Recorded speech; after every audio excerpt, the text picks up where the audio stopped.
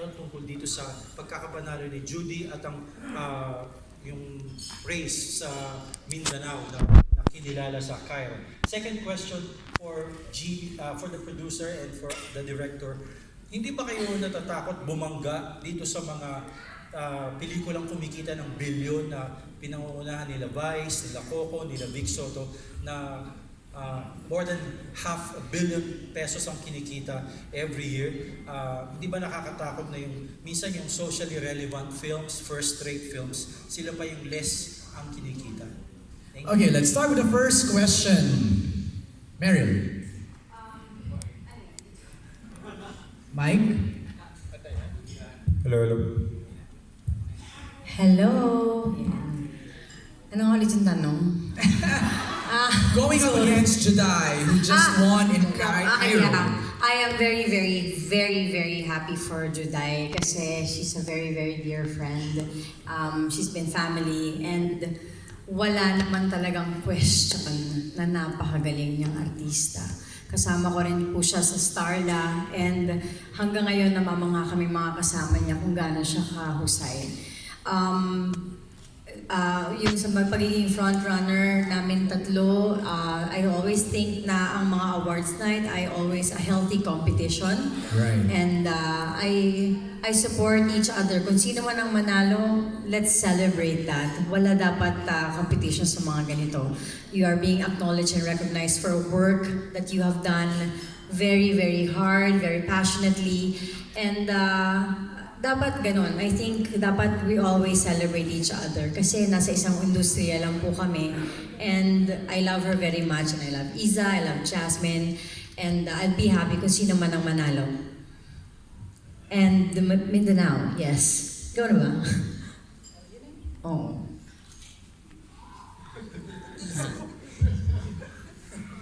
Thanks for asking that question. Actually, I've been meaning to address something Wow. for quite some time. Ever since Culion was voted to be part of the MMFF. But first, I would like to say I am very, very happy for Juday. I sent her a message the minute I saw it. Sabi ko pa nga sa kanya, it's about time na makilala ng buong mundo at makita ang mga mata ni Mara. Kasi napakatagal na niya sa industriya. Isa siya sa mga, actually in that batch, yung idolo ko talaga. So in terms of respect and love, not only for Judy Ann as the actress, but Judy Ann as the woman and the human being, I really look up to her. So to even just be in the same league, like to be vote, like if I were nominated next to her, masaya na.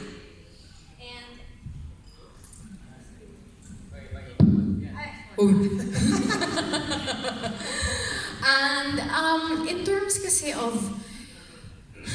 this whole thing, tagal ko na kasi pong hindi nag-MMFF.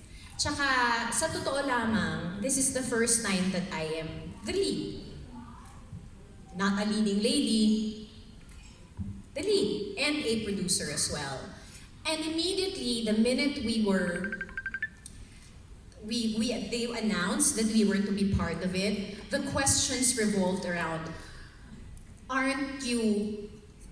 do you feel that parang you're going to be competing against Mindanao or this actor and this actress, whatever. And to me, parang, okay, that's understandable. It is a film festival. It is a competition. But perhaps, instead of pitting us against each other, maybe like what Meryl said, we should celebrate each other and celebrate that we are making films.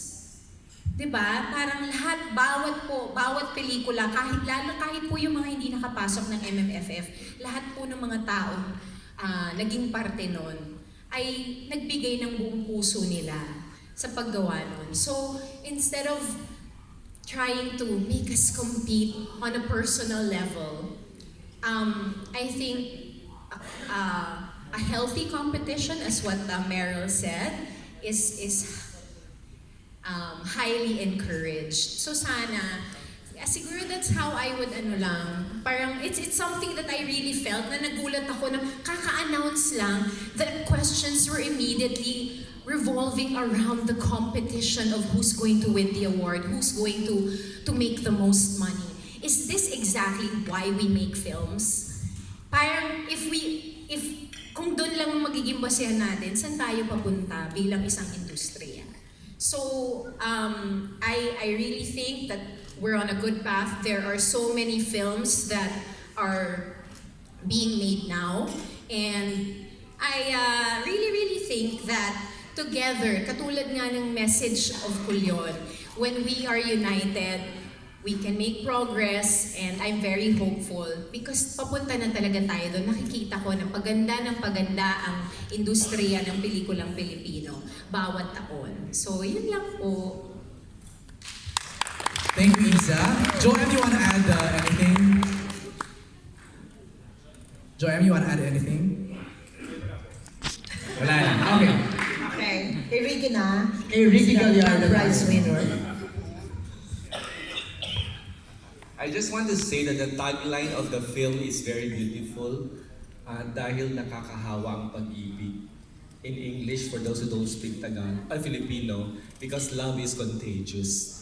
I just want to ask, and anybody can answer, whether from the cast or from the production, has anyone among you got infected by love in Culion? The love bug. Meron bang nahawaan ng pag-ibig sa isla ng Culion? O meron bang pag-ibig na nabuo sa isla? Sinong aamin? Okay, yung unanswered question mo daw, Ricky, yung kanina sa kung may tinanong mo kasi si... Yes, about Pero nasagot na rin naman kasi ni Miss Isa, and Miss Isa answered it wonderfully. Yun, so yun. Ayan. Ako, I will answer it. Because there's a question about, hindi ba kami natatakot na binabangga namin yung mga, yung device. Okay, number one, ito lang gusto kong sabihin, wala kaming intention at all na maging kabangga sila. And personally, we don't even look at them as, parang we're not competing against them.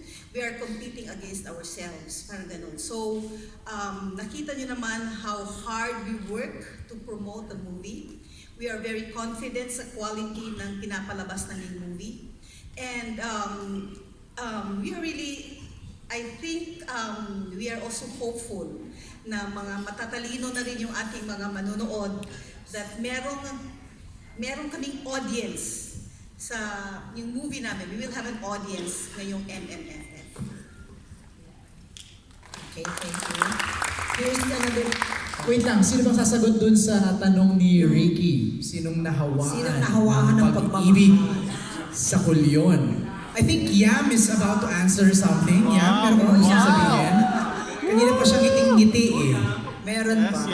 Okay. Abutan na natin ng microphone si Yam, baka magbago ang isip. Sino? Si Yam po yung naka-turtleneck sa harap. Ayan.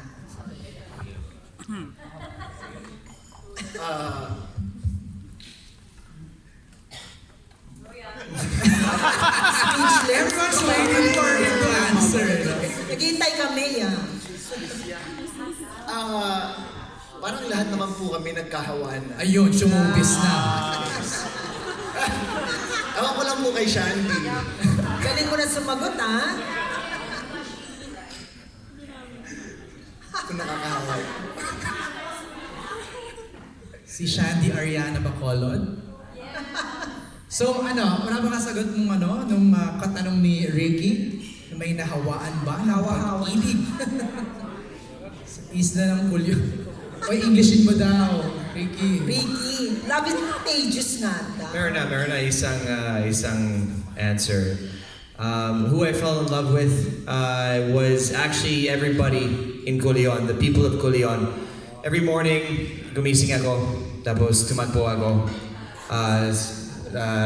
Ikot lang sa Culion. I used to run it in circles because it's quite a small town. Grabe. daming kwento with the locals.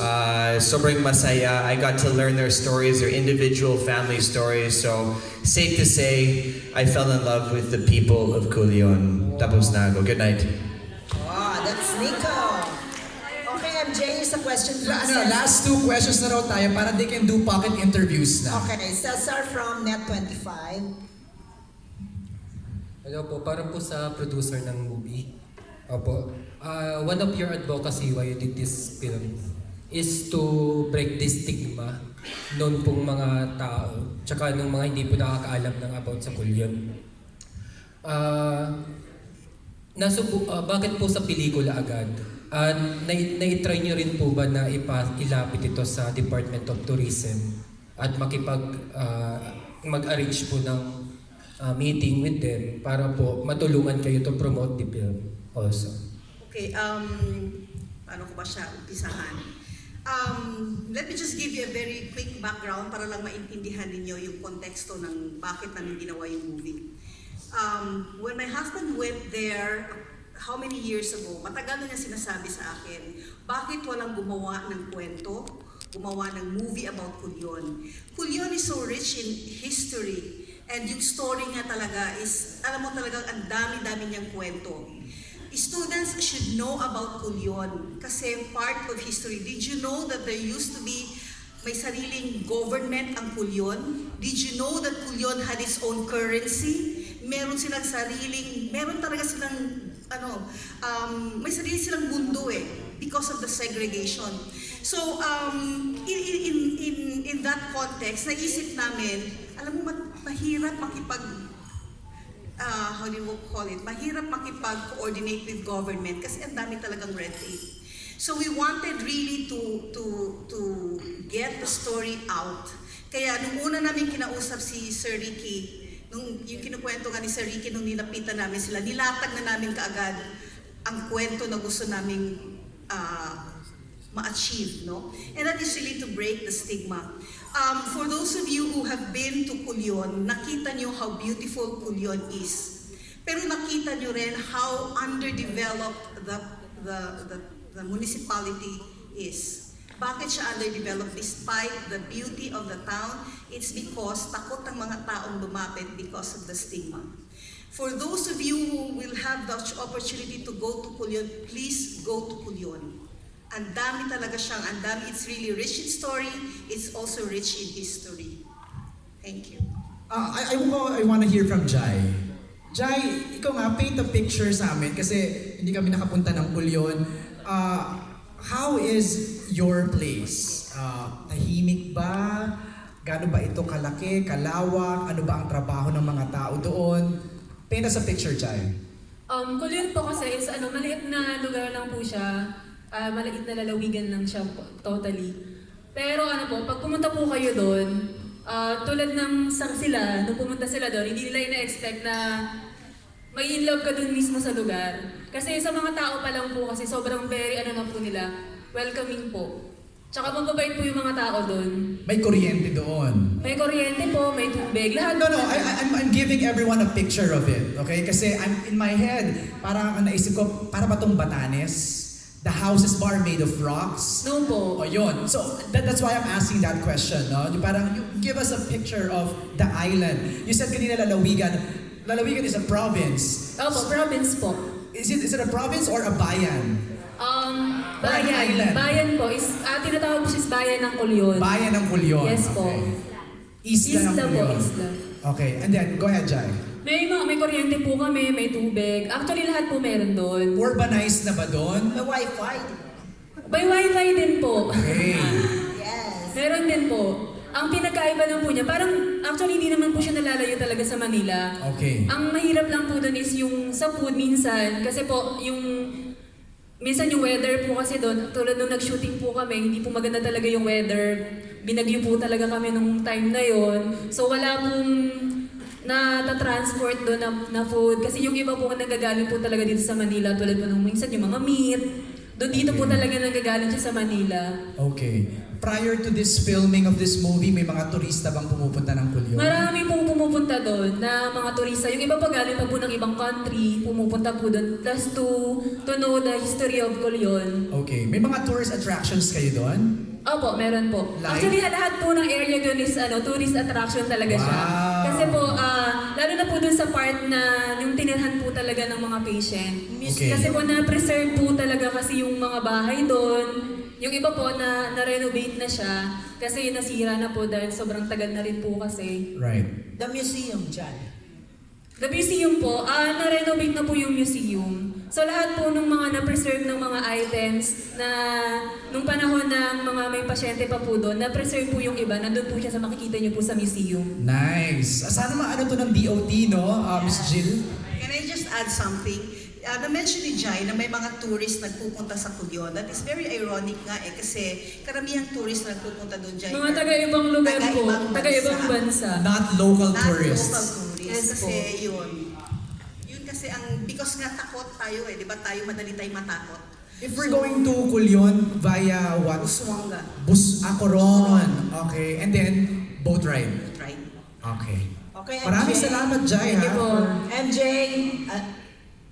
last two questions. One will come from Archie Liao and the last one will come from Laila Chicador. Ang question ko kay Miss Jilly at saka kay Shandy, ang Culion is fast becoming a tourist destination. Ito ba ay pre-reduce sa tulong ng tourism board ng Culion o more or less finance nila? No. We finance this 100%. In fact, ang hiningi lang naming tulong sa local government is for them to allow us to shoot in the movie. Hiningi namin tulong sa Department of Health through the director ng hospital ng Culion is to approve na we will tell their story. Because ang sinasabi nga namin, kami kasi tayo, we are just storytellers. This is their story. So, hininga namin talaga ng approval yon, and I think si Sir Ricky nakailang pa-approve ng script kay Dr. Cunanan talaga. So, if you're going to ask Dr. Cunanan, he will tell you, in fact, he said this in his speech during the reopening of the museum, na this is the only script na meron talaga siyang seal of approval. Wow. Yes. Kasi may mga gumawa na ng mga May mga documentaries gumawa ng before. documentaries and ito lang ang meron siyang seal of approval. Okay. Would you say also na pre-reduce din ito para i-promote ang Culion as a tourist destination? Oh yes. Yes. Para to provide livelihood. And alam mo kami, very partial kasi we are semi-residents of Palawan. Na-in love na kasi si Miss Jilly sa Culion. Archie. Congrats kay Shandy at saka Miss Jilly kasi winner itong pelikula kasi dito sa pelikulang ito may Isa ka na, may Meryl ka pa at saka kay Jasmine na puro award-winning actresses. So talagang kabugan ito pagdating sa acting. Ang tanong ko kay Isa, how did you get interested in co-producing this film? Thank you. Producer ka na rin. Yes. Ba? Back. Ano lang, saling kit-kit producer. Di ba, ma'am? Thank you, ma'am, for the opportunity. Actually, matagal na gusto ko. Sa Bliss, I also offered TBA. Artikulo 1 yata yan kasi may Gerald. But I got rejected.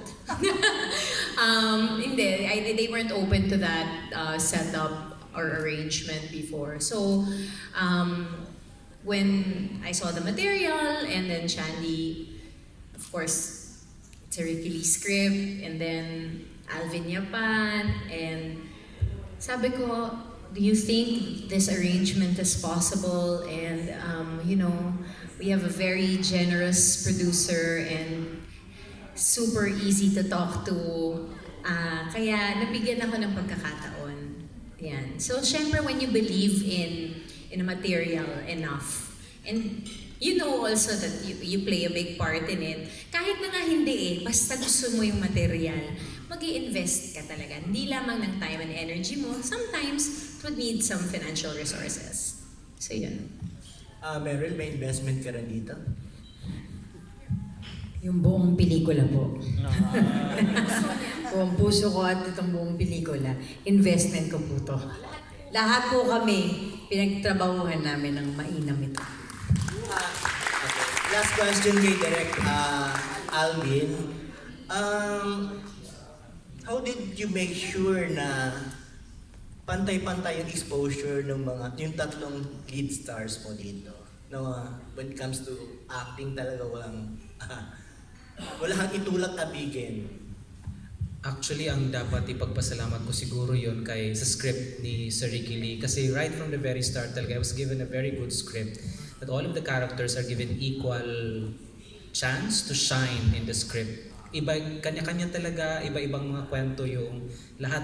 Even the ensemble, grabe yung kabig ng mga maliliit na mga kwento nila. So, hindi talaga siya kwento lang ng isa o dalawang, tatlong leads, kundi yung buong komunidad talaga ng Culion. At hindi yun bola. Kasi may point talaga doon sa habang sinushoot namin ng pelikula na ako mismo nahihirapan na kasi my God, ang dami nila. At kinakailangan ko na na pagpantay-pantayin talaga yung lahat ng kwento nila. Kasi sa script talaga pantay-pantay sila. So dapat hindi ko yun mawala pagdating doon sa final output. So yun, isa sa mga challenge yun sa pagdidirect nitong script na to. Thank you. Alam mo si Alvin, sanay na yan sa stress at challenge. Lalo na kapag film fest. Papunchline ko na si Alvin talaga dahil nakababad siya sa akin nung mga nakaraang film fest sa mga storya. Anyway, just to close this one and wrap this up, mapapanood ba to ng mga taga-Culion? Itong pelikula ninyo. I will answer that. On December 14, we will actually have our world premiere in Culion. Wow! Yes. So, sila ang unang makakanood. As we promised them when we started, dadalhin namin ang movie. As in red carpet levels? Yes, red carpet. Wow! Meron kaming mga artistang pupunta. We have a couple of media friends who will be going. So, yeah. Wow! Ganda nun. Palakpakan natin the whole team of Culion. Final words?